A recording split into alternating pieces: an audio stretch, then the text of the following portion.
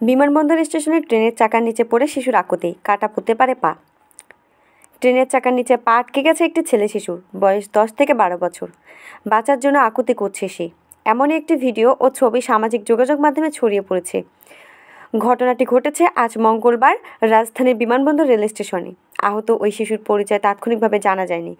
ঘটনাস্থল থেকে উদ্ধার করে তাকে প্রথমে রাজধানীর কুর্মিটোলা জেনারেল হাসপাতালে নেওয়া হয়, পরে সেখান থেকে পাঠানো হয় জাতীয় অর্থোপেডিক হাসপাতাল ও পুনর্বাসন প্রতিষ্ঠানে। রেলের কর্মকর্তারা জানিয়েছেন, ঢাকা নোয়াখালী রুটে চলাচলকারী উপকূল এক্সপ্রেসে ঘটনাটি ঘটেছে। কিভাবে শিশুটি ট্রেনের নিচে গেল এ বিষয়ে স্পষ্ট ব্যাখ্যা দিতে পারেননি রেল কর্মকর্তারা। প্রত্যক্ষদর্শীদের সহায়তায় ট্রেন থামিয়ে তাকে উদ্ধার করা হয়। শিশুটির সঙ্গে কোনো অভিভাবক ছিল না বলে জানিয়েছেন রেলের কর্মকর্তারা। তাদের ধারণা সে আশেপাশের এলাকার বাসিন্দা বা পথশিশু হতে পারে। শিশুটি যেভাবে ট্রেনের চাকার নিচে পড়েছে তাতে তার একটি পা কেটে ফেলা লাগতে পারে।